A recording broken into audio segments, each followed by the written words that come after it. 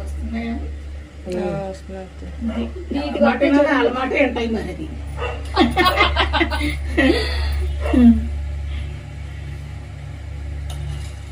మనకి ఉడికిద్ది కదా, ఉడికినప్పుడు ఆ సగ్గుబియ్యం జిగురు కూడా దిగిద్ది. ఉట్టి బియ్యం అయితే అంతలా కొంచెం అతుక్కున్నాయి.